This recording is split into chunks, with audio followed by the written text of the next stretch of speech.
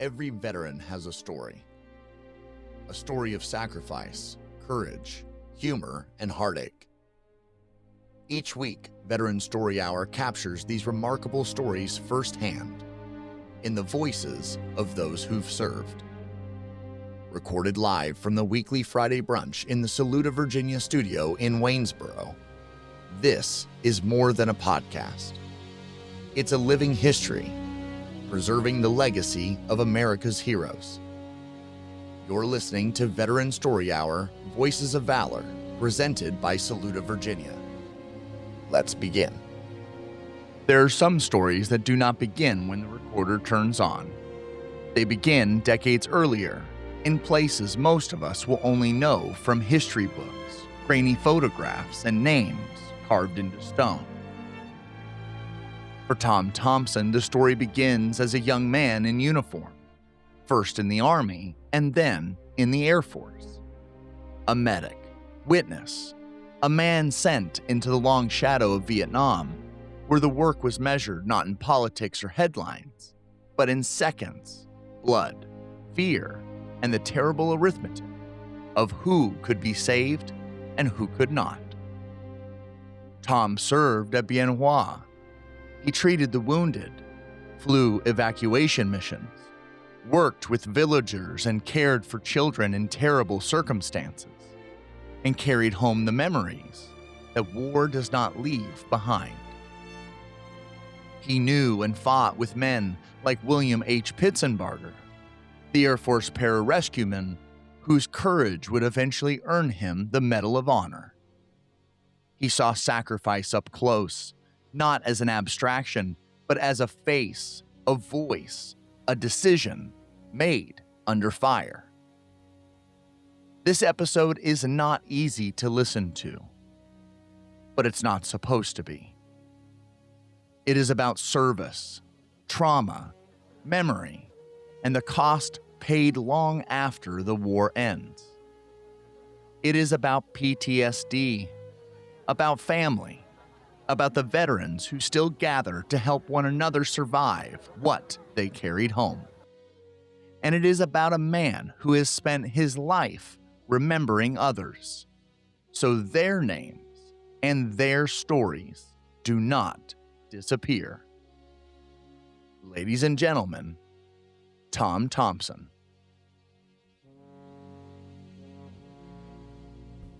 All right, so this morning we're having our next guest on, Tom Thompson, and I'll let him go ahead and introduce himself now. Okay, I'm Tom Thompson. I started out in my military career in the United States Army. I went to Fort Jackson, South Carolina for basic training, and then I went to Fort Sam Houston for combat medic training, and then I got assigned to Europe, and I was in the 4th Armored Division, 46th Medical Battalion. Spent a lot of my time up on the Czech border.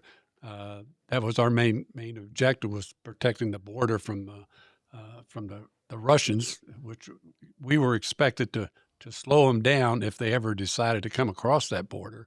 The 4th Armored Division was expected maybe the last 2 days, and then but hopefully some reinforcements would be able to come up and help us out. So when was this, Tom? Huh? When was this? This was 1960. I was there from 1960 to 63, and fresh out of high school. And I enjoyed the Army, but I found out you could get killed in peacetime in the Army, and so I decided to get out. And we got out and went to work at a hospital, and found out that civilian life sucked, and I didn't want any part of that. So I didn't want to go back in the Army, so I joined the Air Force. And well, if you're going to trade, you might as well trade up. yes, and in the Army, we most of the time was spent on playing war games. Yeah, we had patients that had tags on them, and we would do splints and different things, but they weren't real patients. And I wanted to do real medicine. When I was a kid, I was really big into medical things. I did science fair projects where I would take hamsters and freeze them, and then operate on them and take their lungs out, one of their lungs out. And they were diseased hamsters, so Well, I wasn't killing a. Yeah, you were just out going to the pet And I- store picking up one. But I froze them, and so it was bloodless surgery. And afterwards, I sewed them up, and they never noticed that anything was wrong with them. They had a normal life, except they didn't have one of their lungs. But that I was really interested in medicine, and so I wanted to go and do it. So I got to go to a hospital in Amarillo, Texas, when I went in the Air Force, and Amarillo, Texas, that was probably one of the worst assignments that I've ever had. And I volunteered for Vietnam to get out of there. And and I got married just before I went to Vietnam. And this was in 63. I went over in May of 63. Got there just in time for Bien Hoa Air Base to blow up. They had a huge explosion on the base. We don't know what caused it, but one of the planes, somehow some bombs went off or something, and the planes were parked wingtip to wingtip, and they had 500-pound bombs stacked between the planes. Seems awful close to me. Oh, yeah, and there were no revetments. There were no revetments between the planes. And so when one went up, then the next one went up. They just went down the line, and we had B-57 Canaveras there, and all of them got blown up. And we had some A-1Es aircraft, and that's the A-10 of the day there. Yeah. The A-1E was. And several of them got blown up, and a lot of people got blown up. Our fuel dump went up. The ammo dump went up. And there's a movie out. The Air Force has How to Stage a Disaster. They filmed during this time. And they go right through it and show you step by step what happened. And the EOD guys that we had there, the explosive ordnance guys, they went out and tried to defuse these bombs that were hot, that were what didn't go off in between some of these planes, and we lost all of our EOD guys, and had to go to Saigon and have some of the guys from Saigon, from Thompson to come up and take care of that. So that was my introduction to Vietnam. Welcome to the Air Force. And so the thing that's probably molded my life since that day is Vietnam. Things that happened to me in Vietnam, have affected me, my whole life, and affected my family's life, unfortunately, in a bad way sometimes, and sometimes in a good way. But my tour in Vietnam, I got to do a lot of things that the average doctor doesn't get to see. Right. Like leprosy, we would treat leprosy. And I went out to the villages a lot, and we would go out and treat the villagers out there, and we would diagnose lepers for the first time. Elephantitis, we had people with elephantitis, dengue fever, and all sorts of things like that. And it was really interesting to go out and treat the natives, because they didn't have any doctors and nurses. Right? They had sort of like a witch doctor that would perform things on them. Right. And so I learned some of the medical terminology in Vietnam, and like Nick Dow's a headache, Dow Boom is a stomach ache, and Cockadow's cut your throat. The word Dow is pain. So that's so I'd learn all the things with pain in it. And we got to treat a lot of kids and we treated some Viet Cong too. People would come into our sick call, and they would have old bullet wounds and stuff. We knew they weren't farmers, but we couldn't refuse to treat them. Right. If we did, then the whole system would fall apart. And when we first started it, we were giving them medication, the kids and everything. We'd give them penicillin pills or different types of pills. And then we found out that the Viet Cong were coming in at night and taking all the medicine and taking it back to their guys. So then we had to figure out a way to treat them without giving them pills if we could. And so we had a lot of injectables then. We would give them a shot instead of that. And but we had 5 or 6 villages that we were going to. And we were the first ones to start these medcap missions. They say we were the first ones in Vietnam to start those. And then I say I really enjoyed treating those kids and following them up. And we went to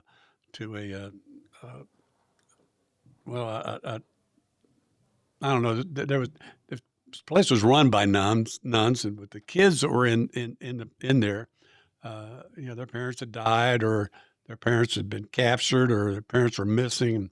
So we would go out to there and take care of those kids too. And then we would go to the leper colony once a month and treat the lepers in the leper colony. And that was, an experience in itself. I'm sure. Getting to see what lepers look like. And then, my job, on the base was, I was the evacuation medic on the base. And so if someone needed to be evacuated from Bien Hoa to Saigon, I was the guy that went with them on the helicopter. Okay. So I flew a lot with the guys from Det 6 38th Air Rescue and Recovery Squadron, who were unbelievable guys, that, the talent and training that they had. And one of the guys that I served with there, Bill Pitsenbarger, ended up receiving the Medal of Honor for an action that we were involved in.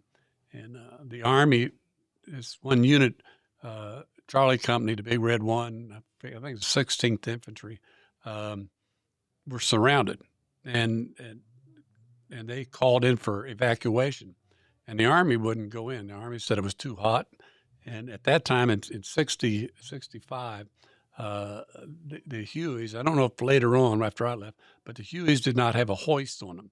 They could not lower a penetrator down and pick up patients. If you ever notice all the movies or something at Vietnam, the Hueys are always landing and picking up and discharging people. But we had a hoist on our helicopters. So we heard the call, and the Army wouldn't go in. We said we would go in and pick them up. So we had 3 helicopters on our base. 2 of them are always on duty, and one of them was always down for maintenance. All right. And just on a normal rotation. So our 2 helicopters went out there, and we started picking up guys there. And excuse my cough. And Pitsenbarger wanted to go down on the ground because these guys didn't know how to load a litter. They would make homemade litters and then put it on the basket, and the litters might have 10-foot long handles on them. So when we got it up, we couldn't turn it into the helicopter. It wouldn't spin into the doorway. Yeah, it won't fit. So he wanted to go down, and Captain Salem, our pilot, told him, no, it's too hot down there, And then we started bringing up some more patients, and we brought up one of the patients who was their medic. So they didn't have a medic on the ground. Oh. So Pitts said, begged Captain Salem, let him go down. So he went down, and he got down on the ground and started organizing things, how to do medical things, and he saved like 30 guys' lives. And unfortunately, he got killed in the process. But during his time on the ground, he would go out and pick up patients and bring them in. He would get ammo and give it to the guys and direct fire. But he, kept putting himself in danger all the time. He got shot twice. And then later on that night, a sniper got him and shot him right between the forehead, right between the eyes, and killed him. But there's a movie out. It's on you can get it on Amazon, or I think it's on one of those shows or something, but it's called The Last Full Measure. And if you remember Abraham Lincoln in his Gettysburg Address, he says, those men who gave their last full measure. And so this movie was called The Last Full Measure. And it's a great movie, and I would recommend it to anybody. But the movie was about us trying to fight for 35 years to get him the Medal of Honor. He was the first Air Force enlisted man to ever receive the Air Force Cross. And that's kind of hard to believe. In 1965 was the first time an enlisted man ever received the Air Force Cross. But we'd put him in for the Medal of Honor. And this movie talks a lot about that. It talks a lot about the battle. It talks a lot about the years after that when we were trying to get him the Medal of Honor. And we finally got him the Medal of Honor. And this past April, April 11th is when this battle occurred, 1966. It was the 60th anniversary of the battle. And so they had this big ceremony in Pequot, Ohio. That's where he's from. And the whole town knew him when he was a kid. He played ball and stuff in the school. And they have a couple. Well, they have one big statue, life-size statue of him in the Pitsenbarger park they have there. And then they have a big monument to him in a memorial garden. And so we went out. I went out for that, and I got to meet a lot of these Army guys that he had saved, and hear from them firsthand, just what their interaction was with him. And like the one guy there, and it shows it very well in the movie. He pulled this guy in. The guy was wounded, and he took his flak jacket off and covered this guy up with it, and eventually put a body over top of him, to help protect him from stuff. And one of the guys asked him, Sergeant Hall, and I spoke to him. He said, when he came down, he asked him, he says, "What are you doing here?" And Pitsenbarger told him, he says, the guy said, why are you here? And Pitsenbarger said, because you're here. And fair answer. And that's the way he was. And unfortunately, I say he gave his life, but a town definitely remembers him.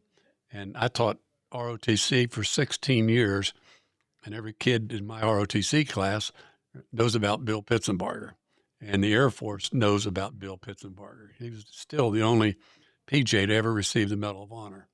And so that's one of the things, you get a trigger. Oh, yeah. And that's one of my triggers is in April. I start, in early April, start feeling. Yeah, you start remembering. Yeah, and so this was good to get to go do that and see him, and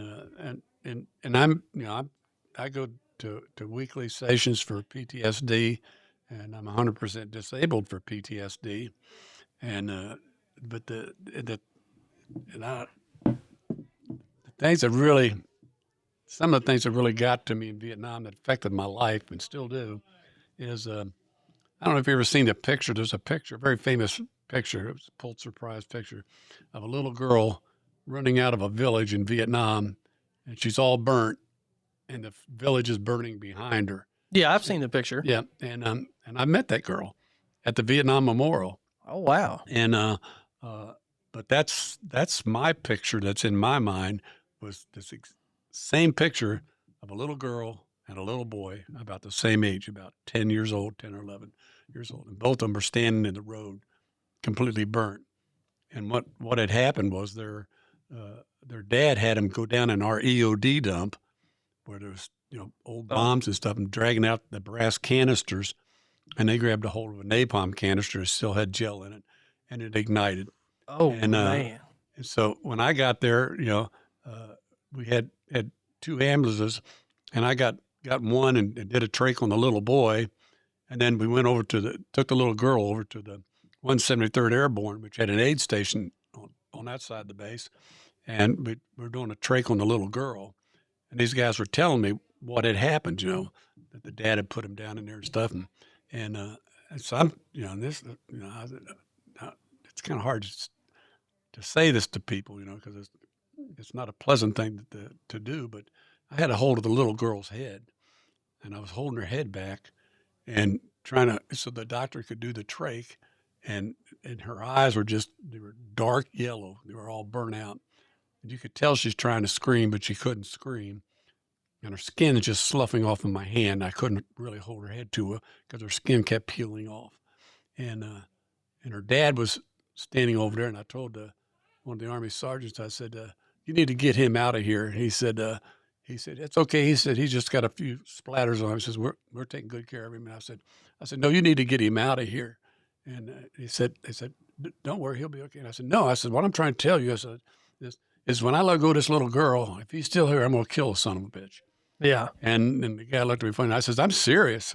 I said, if he's still there, I'm going to kill him. And they took him away some way. And so we finished treating the little girl and put him on the chopper, and I rode with him down to Saigon, and the little boy died on the way, and the little girl died the next day. And so this time of year, I get a lot of flashbacks because a lot of people are out barbecuing. Oh, yeah. And, the smell, of burning flesh, cow flesh or whatever, it just really. It's all very similar. It is, and you get these flashbacks. But I see her a lot, and and that affected my kids because when I came back from Vietnam, I was overly protective of my kids. Oh, I'm sure. And they didn't have the life that a lot of kids enjoyed because I was very overprotective of them. And that was unfortunate. My family had to suffer because of, things that happened. Some stupid guy in Vietnam, but there was a lot of things like, excuse me, a lot of things like that when you're a medic that you see and you do and you can't get rid of. And there was one time that the alert phone went off and they said there'd been an explosion. I heard a big bang and was down in the Vietnamese area and went down there and there was a little block building there, cement building. And there was a guy laying outside the building and his right arm was gone. His face was gone and his body was blown open. And there was a lieutenant there, a Vietnamese lieutenant, who had shrapnel wounds on him. And, so I didn't worry about the guy on the ground, so I was treating the lieutenant, took him back to our aid station, and they treated him. Then I took a body bag and went back and put the other guy in the body bag. Him, yeah. And he had to pick up the intestines and everything else and throw it into the bag. And, those things don't go away from you, but they harden you. Yeah. They harden you sometimes. Well, because you're what, in your early 20s, right? I was in my 20s, yeah. Like 21 or 22. I'm not supposed to see stuff like that. Yeah. But it's hardened me to other things. I stayed, in the medical field for another probably 15 years after that.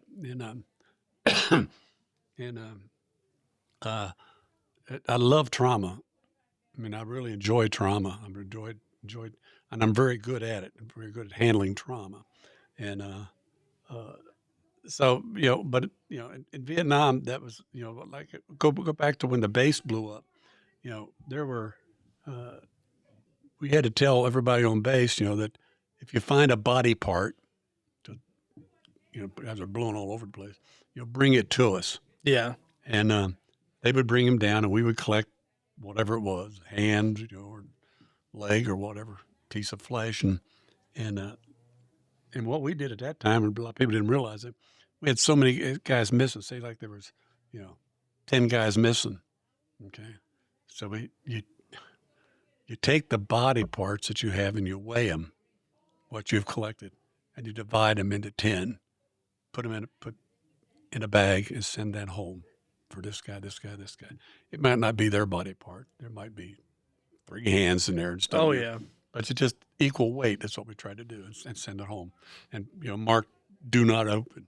Yeah. So when they put them in a casket down at Saigon, they do not open. And well, I remember when I went to EOD school and we were out there in our bomb suit one day, and I've told this story several times. I remember one of our instructors telling us, we were all out there making jokes about the suit and like if something blows up, it's fine because I got the suit on. And he's like, no, the suit's not for you because it's not going to save you.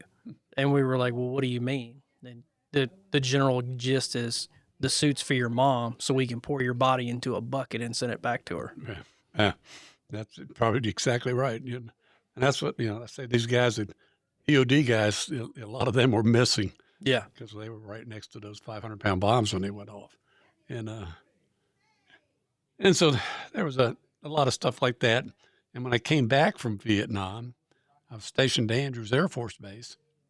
And I trained into orthopedics at that time. And this is 66. And at that time, when they were sending amputees back from Vietnam, the dirty amputees come to Andrews. Okay. Clean amputees went to Walter Reed. And by dirty amputees, I mean ones that were infected, right. Or the patient was in a condition where they couldn't go to surgery, like they had malaria and limbs missing and stuff. And so my war went on for several years. When I was stationed at Andrews, it's a big hospital.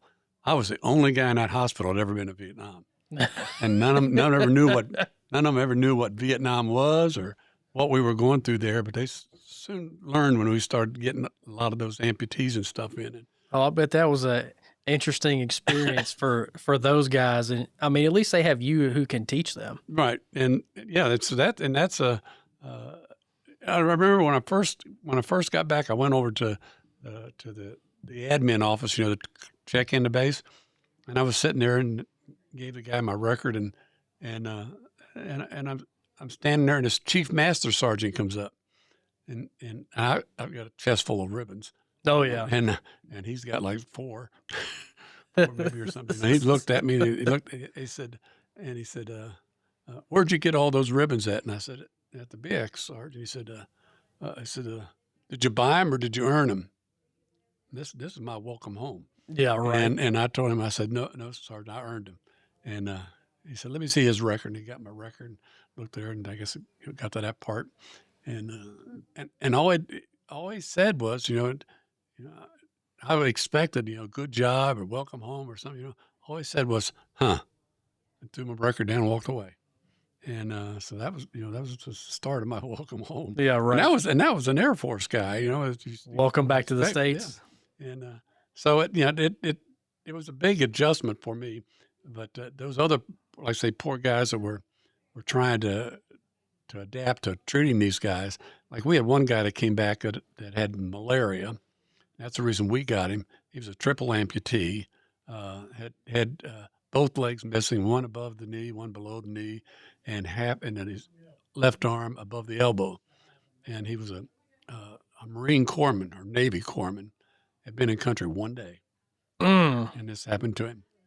And so we had, because we couldn't put him to sleep because of the malaria, we had like his room, his hospital room was like a surgical room, and we put him on what they call like a striker table, and he lays down on the table face down or face up, but he's got this body cast on, okay, and so we bivalve the body cast, cut it in half, take off the top part, debride those wounds, give him some xylocaine and debride those wounds, and then put dressings on him, put new plaster on the top of it.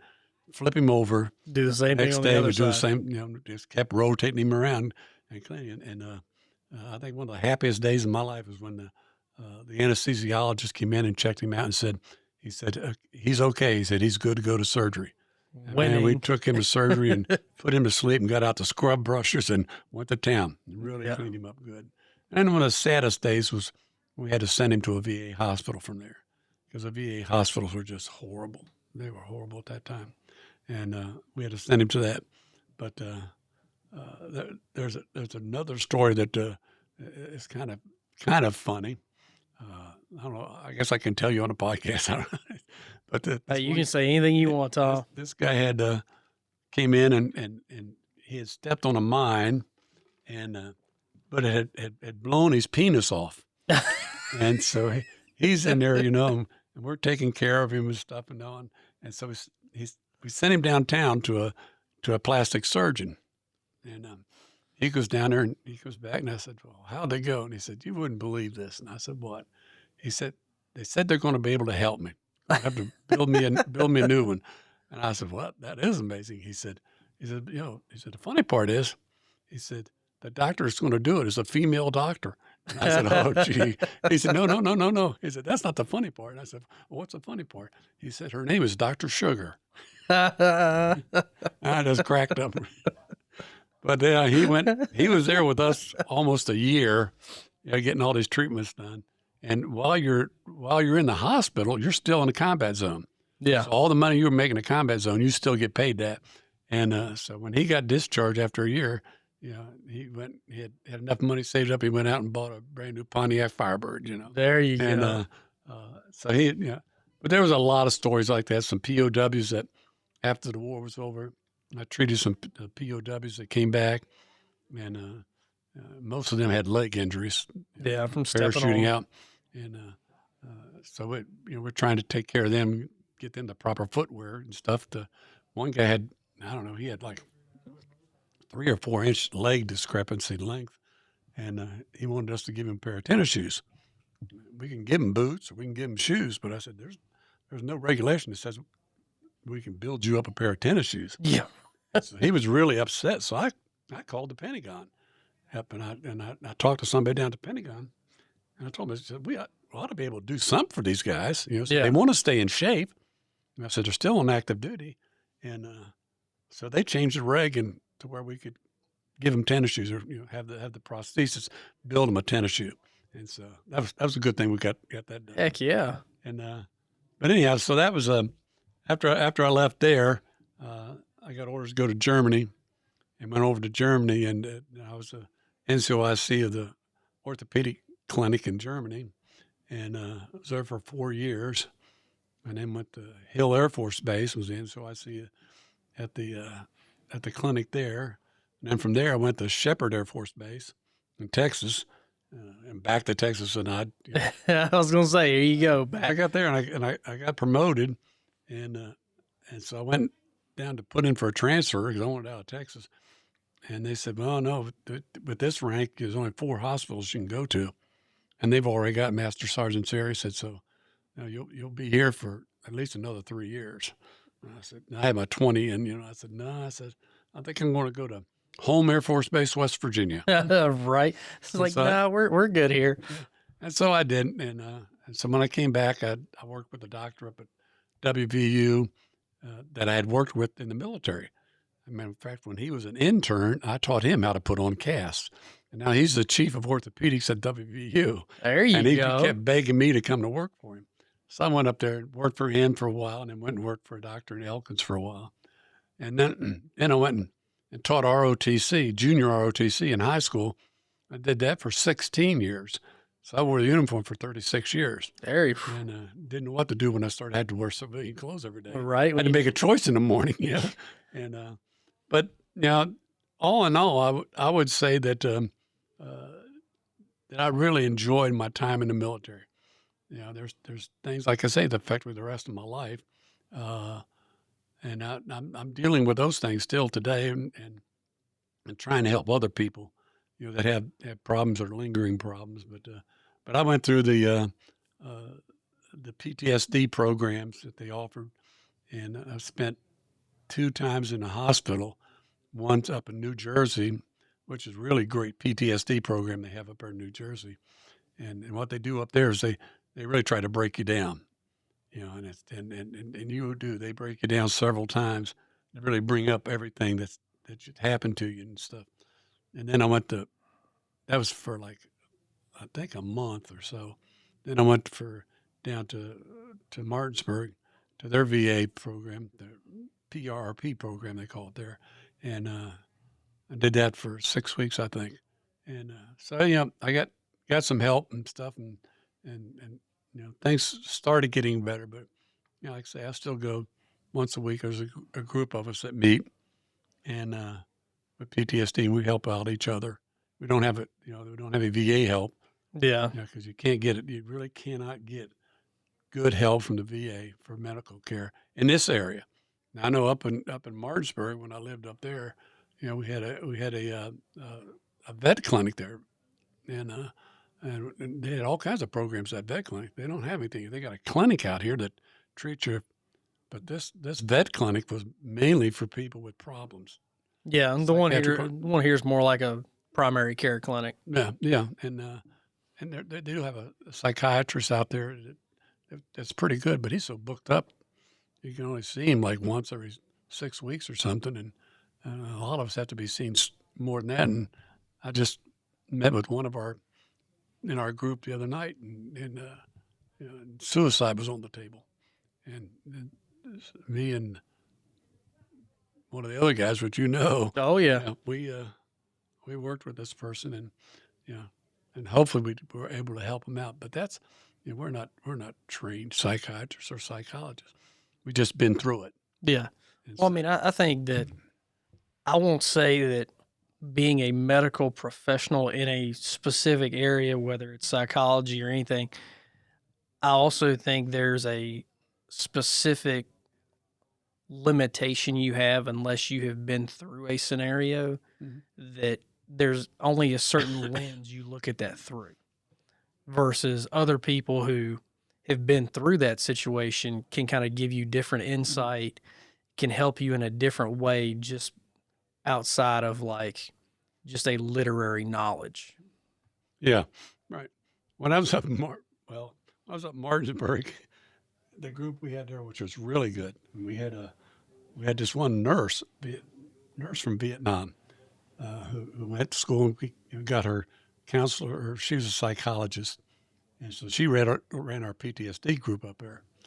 And come to find out, I think she was crazier than the rest of us, because her and her boss always had problems. She was always having running problems with her boss. So we're in group one day. She shuts the door, and she went like this, says, "Do any of you know how to search for bugs?" We said, "What, like roaches or what?" And she said, "No, the electrical bugs, where people can hear, eavesdrop on you." I said, No. And she says, "Well, I think they're bugging me." So she went off the deep end, and here we were all looking at each other. Wait a minute now, what's going on here? How would we get to this? And so they finally replaced her, and kind of neat. They replaced her. The guy that replaced her was a retired Marine, and he was a former. I don't know how they would say it in the Marine Corps. Command Sergeant Major of the Marine Corps, the top Marine, enlisted man. And so he was a pretty good guy. He was a good guy to work with, and we all did well with that. But here we can't get a group where we can get a psychologist or anybody from the VA to meet with us. Yeah, I know one of the guys out there at the clinic out there would like to do it, but he just could never get one started. Yeah, and so. But anyhow, I say life goes on, and I'm glad I was able to do the things I did do, and we had a saying in Vietnam medics, we saved some, but we couldn't save them all. yeah. And I mean, it'd be based off of the casualty rate alone in Vietnam, it'd be impossible. Yeah. That was the other one I had that got killed was I still think about because he died on Christmas, and we didn't tell his family that he died on Christmas. We said I believe the day before, or the day after, and because there was a day difference anyhow, between Vietnam and here. Yeah. And I don't want to mention his name but I was reading a book on the way to I coached track up at Martinsburg High School. And I was going to a track meet, and I read this book, a VFW book, and they were talking about this group called In Touch. And what it is kids that were, whose dads were in Vietnam, that they never got, that they didn't know. And they're trying to get in touch with people that served with them in Vietnam that could tell them about it. So I was reading through there, and all of a sudden here comes this I'm going to call her Judy. This Judy, and her dad's last name, she's looking for somebody that knew her dad. And I guess I turned pale, and somebody said, "You okay?" And I said, "Yeah." I said, "I knew him." I said, "I knew him very well." I said, "He was our maintenance officer in Vietnam." And I said, "We were out at the orphanage on Christmas dropping off presents at the orphanage." He said, "We had both choppers out there." And I said, "And he was test riding an A1E, and he gave the guys a day off, and he was test riding it, and something happened, and he had to bail out, and you don't eject out of an A1E. You got to step out and on the wing and jump. And he was too low, and his chute didn't open, and it killed him." And I don't know. So I came back, and the next day they had the phone number, and I called his phone number and told him that I knew her dad and stuff. And they said, and I said, "He reminded me of Jonathan Winters." So he looked like Jonathan Winters. I don't know if you know Jonathan Winters, but I said, "He acts like Jonathan. It's just as funny as Jonathan Winters." And he was. And so I waited and waited, and the phone would ring, and I'd go get the phone. My heart would be racing, and it'd be somebody trying to sell me windows or something, And so I don't know. Of course, it's several months went by, and I called them back up, and they said, "No, she wants to talk to you." She said, "But she's having problems in her life," and she said that she knew you knew her dad when you said that he reminded you of Jonathan Winters. And she was one of 4 kids when he died, and she was 5 years old. 4 kids. There was a set of twins in there, and they didn't know anything about their dad. She remembers a little bit. She was like 5 years old. And so I was, didn't hear anything from him. So I was down at the Vietnam Memorial on Veterans Day, and they used to have places down there where they sell pins and stuff. Oh yeah, I was over there. I was looking at that and heard this guy talking. He mentioned to somebody about his girlfriend, Corky, and I said, excuse me. I said, is your girlfriend Corky Cochran? He said, yeah. He said, you know her? And I said, yeah, I've talked to her before. I said, I've been trying to get a hold of this girl whose dad I knew. And he said, who's that? And I gave him the name. He said, you knew her dad? And I said, yeah. He said, don't you move. And he went over to the Rangers station, got on the phone, came back and said, she'll be here in 10 minutes. So now my heart is really racing. Oh, yeah. Now it's all coming in. And, if you've ever been down there on Veterans Day, tens of thousands of people down there at the wall. And so I'm sitting on one of the benches there, and she comes through the crowd, and I immediately knew who it was. I mean, not she looked like her dad or anything, but something told me that's her. And I walked up to her, and I asked her, I said, are you, say Judy or whatever? And she said yes. And so we sat down and talked, and I told her, I said, I've got some of your stuff that belongs to your dad. She said, you do? And I said, yeah. I said, after we went and picked him up, and picked his body up, I said, we brought it back. I said, when a pilot dies in an accident, there's certain things you have to do medically for, post-mortem. You have to x-ray the whole body and do all this blood tests and stuff. And I said, so we took all of his clothes off and x-rayed the whole body. And I said, his stuff sat over in the corner. And I said, for the longest time, people just walked by it. And finally figured out whose it was. Well, if you turned it in, supply was just going to probably throw it away or do something. Yeah. So I kept it because he had his survival vest, had his boots, had his survival knife, and other stuff. I just kept it. Matter of fact, I wore his survival vest and had his survival knife, the rest of my time in Vietnam. And so she came up to Martinsburg, and I was able to give that stuff to her, and I gave her a model of her dad's airplane, an A1E. And that's really cool. And I asked her, I said, can you tell me what the Air Force told you about your dad's accident? And she said, they said that he was, he died the day after or the day before Christmas. They said he died at sea. I said, he died at sea? I said, no. I said, he died right off the base. I said, the plane went down right off the base. And she said, well, why'd they tell us he died at sea? And then I got to thinking, oh, they probably said capital letters, SEA, Southeast Asia. Yeah, and they took it that he died at sea. They thought he died out in the ocean. Yeah. And so I was able to straighten that out for him. And I stayed in touch with her. I got in touch with her other sister.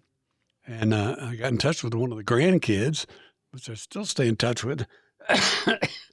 Excuse me.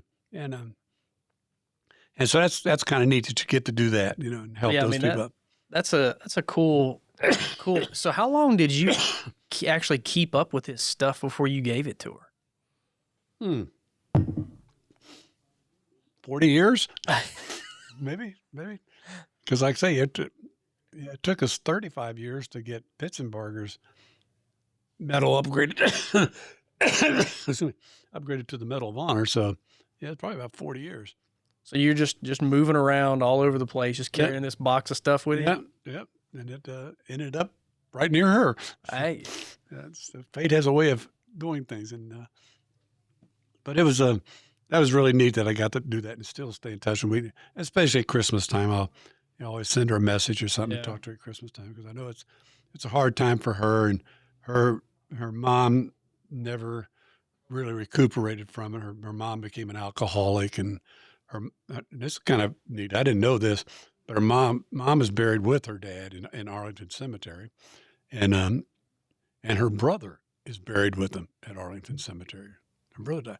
I never heard of. I know the wife can be buried with him, but I never heard of one of the kids. But she fought to get him buried there, and so the three of them are back there. I was gonna say I didn't know that the kids could be buried there either. No, she might be the only one out there. I don't know, but. We know of one at least. It's nice that you get to know those people. But I say we just had the 60th anniversary of the battle of that he got the Medal of Honor in. Pitsenbarger got the Medal of Honor in, and meeting those guys, was really big on me. And I carry this I carry this cane. I'll tell you a story about this cane. If want to hear it. Sure. I saw those canes on Facebook, and they have got the Air Force crest on them, and stuff.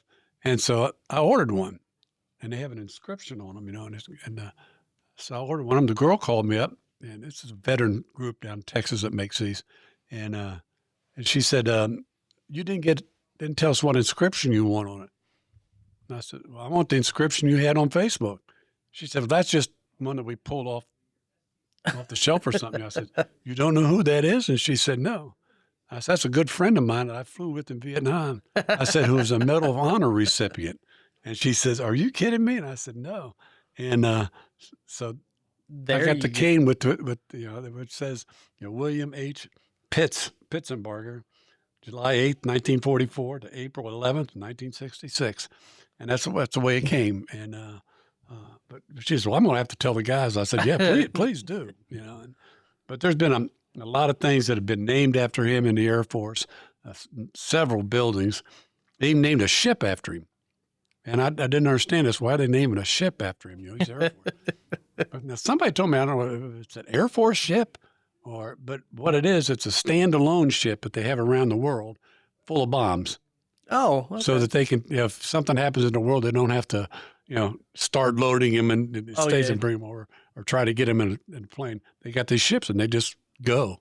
Oh, yeah, they just sit out there. Ready. And so they had the ship. I went down from the naming of that, and his name took up almost the whole side of the ship. They had his full name, William Hart Pitsenbarger, and it went down.